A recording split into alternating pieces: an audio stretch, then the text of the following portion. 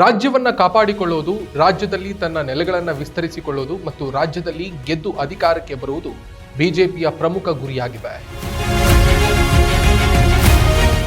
ಎಐಎಡಿಎಂಕೆ ಜೊತೆಗಿನ ಮೈತ್ರಿಯಿಂದ ಬಿಜೆಪಿ ತಮಿಳುನಾಡಿನಲ್ಲಿ ಅಧಿಕಾರಕ್ಕೆ ಏರುವುದು ಕಷ್ಟ ಎನ್ನುವುದನ್ನು ಒಂದು ಸಮೀಕ್ಷಾ ವರದಿ ಹೇಳಿದೆ.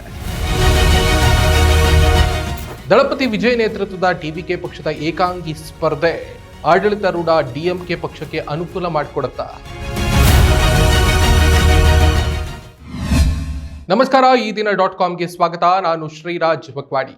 ಈ ಬಾರಿಯ ವಿಧಾನಸಭಾ ಚುನಾವಣೆಯಲ್ಲಿ ಬಹುಕೋನದ ಸ್ಪರ್ಧೆಯನ್ನು ಎದುರುಕಾಣ್ತಾ ಇರುವಂತಹ ತಮಿಳುನಾಡು ಭಾರೀ ಕುತೂಹಲಕ್ಕೆ ಕಾರಣ ಆಗಿದೆ. ಆಡಳಿತಾರೂಢ ಡಿಎಂಕೆ ಅಧಿಕಾರವನ್ನು ಉಳಿಸಿಕೊಳ್ಳುವುದಕ್ಕೆ ಯತ್ನಿಸ್ತಾ ಇದ್ದರೆ, ಎಐಎಡಿಎಂಕೆ ಮತ್ತು ಬಿಜೆಪಿ ನೇತೃತ್ವದ ಎನ್ಡಿಎ ಮೈತ್ರಿ ಅಧಿಕಾರಕ್ಕೇರಬೇಕು ಅಂತ ಯತ್ನಿಸ್ತಾ ಇದೆ. ಈ ಪಂಚರಾಜ್ಯ ಚುನಾವಣೆಗಳಲ್ಲಿ ಬಿಜೆಪಿ ಬೇರೆ ಬೇರೆ ರಾಜ್ಯಗಳಲ್ಲಿ ಬೇರೆ ಬೇರೆ ಕಾರ್ಯತಂತ್ರಗಳನ್ನು ಹೆಣಿತಾ ಇದೆ. ರಾಜ್ಯವನ್ನ ಕಾಪಾಡಿಕೊಳ್ಳೋದು, ರಾಜ್ಯದಲ್ಲಿ ತನ್ನ ನೆಲೆಗಳನ್ನು ವಿಸ್ತರಿಸಿಕೊಳ್ಳೋದು ಮತ್ತು ರಾಜ್ಯದಲ್ಲಿ ಗೆದ್ದು ಅಧಿಕಾರಕ್ಕೆ ಬರೋದು ಬಿಜೆಪಿಯ ಪ್ರಮುಖ ಗುರಿಯಾಗಿವೆ. ಗೆದ್ದು ಅಧಿಕಾರಕ್ಕೆ ಬರೋದು ಅಂದ್ರೆ ಮೈತ್ರಿಯಿಂದ ಯತ್ನಿಸ್ತಾ ಇರುವಂತಹ ರಾಜ್ಯಗಳಲ್ಲಿ ಒಂದಾದ ತಮಿಳುನಾಡನ್ನ ತನ್ನ ಪ್ರತಿಷ್ಠೆಯನ್ನಾಗಿ ತೆಗೆದುಕೊಂಡಿದೆ. ಆದರೆ ಎಐಎಡಿಎಂಕೆ ಜೊತೆಗಿನ ಮೈತ್ರಿಯಿಂದಲೂ ಅಧಿಕಾರಕ್ಕೆ ಏರೋದು ಕಷ್ಟ ಎನ್ನುವುದನ್ನ ಒಂದು ಸಮೀಕ್ಷಾ ವರದಿ ಹೇಳಿದೆ. ಲೋಕಪೋಲ್ ನಡೆಸಿದಂತಹ ಚುನಾವಣಾ ಪೂರ್ವ ಸಮೀಕ್ಷೆ ಎಂಕೆ ಸ್ಟಾಲಿನ್ ನೇತೃತ್ವದ ಡಿಎಂಕೆ ನೇತೃತ್ವದ ಒಕ್ಕೂಟ ಮತ್ತೆ ಅಧಿಕಾರ ಹಿಡಿಯುವ ಸಾಧ್ಯತೆ ಹೆಚ್ಚಿದೆ ಅನ್ನುವಂತಹ ಭವಿಷ್ಯ ಹೇಳಿದೆ. ಡಿಎಂಕೆ ಪೂರ್ಣ ಬಹುಮತದಿಂದ ಗೆದ್ದು ಮತ್ತೆ ಅಧಿಕಾರವನ್ನ ಹಿಡಿಯಲಿದೆ ಎಂದು ಅಂದಾಜಿಸಿದೆ. ಈ ಬಾರಿಯ ಚುನಾವಣೆಯಲ್ಲಿ ಡಿಎಂಕೆ ಮತ್ತು ಎಐಎಡಿಎಂಕೆ ಮೈತ್ರಿಕೂಟಗಳಿಗೆ ಪರ್ಯಾಯವಾಗಿ ರಾಜ್ಯದಲ್ಲಿ ಹೊಸ ರಾಜಕೀಯದ ಅಲೆ ಎಬ್ಬಿಸಿದಂತಹ ನಟ ದಳಪತಿ ವಿಜಯ್ ನೇತೃತ್ವದ ಟಿವಿಕೆ ಒಂದಂಕಿ ಕ್ಷೇತ್ರಗಳನ್ನು ಕೂಡ ದಾಟೋದಿಲ್ಲ ಅಂತ ಹೇಳಿದ್ದು, ಟಿವಿಕೆಯ ಏಕಾಂಗಿ ಸ್ಪರ್ಧೆ ಆಡಳಿತಾರೂಢ ಡಿಎಂಕೆ ನೇತೃತ್ವದ ಒಕ್ಕೂಟಕ್ಕೆ ಅನುವು ಮಾಡಿಕೊಡಲಿದೆ ಅಂತ ಪರೋಕ್ಷವಾಗಿ ಹೇಳಿದೆ.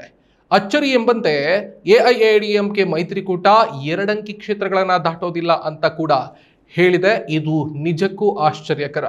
ಕಳೆದೊಂದು ವರ್ಷದಿಂದ ಡಿಎಂಕೆ ನೇತೃತ್ವದ ಸರ್ಕಾರದ ವಿರುದ್ಧ ಆಡಳಿತ ವಿರೋಧಿ ಅಲೆ ಇದೆ ಅಂತ ಹೇಳಲಾಗ್ತಾ ಇತ್ತು. ಆದರೆ ಈ ಸಮೀಕ್ಷೆ ಜನ ಆಡಳಿತ ಸರ್ಕಾರವನ್ನ ಸಂಪೂರ್ಣವಾಗಿ ಒಪ್ಪಿದ್ದಾರೆ ಎನ್ನುವುದನ್ನು ಸೂಚ್ಯವಾಗಿ ಹೇಳಿದೆ.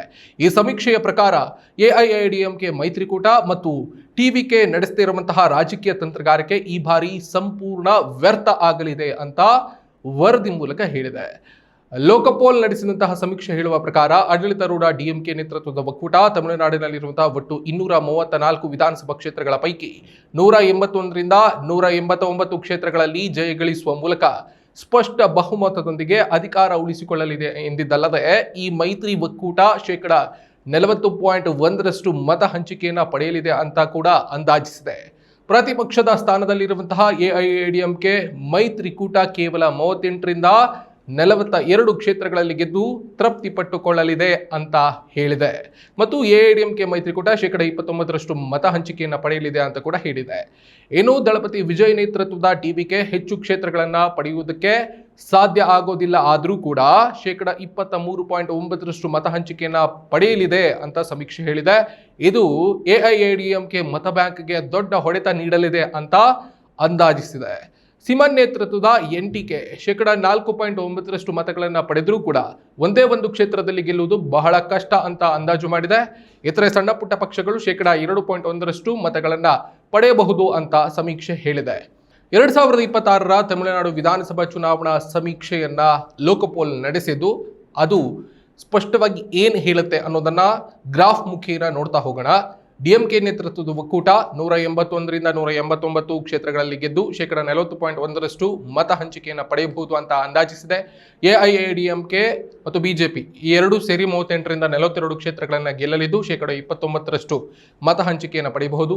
ಟಿವಿಕೆ 8ರಿಂದ 10 ಕ್ಷೇತ್ರಗಳಲ್ಲಿ ಗೆದ್ದು 23.9% ಮತ ಹಂಚಿಕೆಯನ್ನು ಪಡೆಯಬಹುದು. ಎನ್ಟಿಕೆ ಯಾವುದೇ ಕ್ಷೇತ್ರಗಳನ್ನು ಗೆಲ್ಲೋದಿಲ್ಲ, ಆದರೆ 4.9% ಮತ ಹಂಚಿಕೆಯನ್ನು ಪಡೆಯಬಹುದು. ಇತರೆ ಸಣ್ಣ ಪುಟ್ಟ ಪಕ್ಷಗಳು 2.1% ಮತ ಹಂಚಿಕೆ ಪಡೆಯಬಹುದು ಅಂತ ಸಮೀಕ್ಷೆ ಅಂದಾಜಿಸಿದೆ.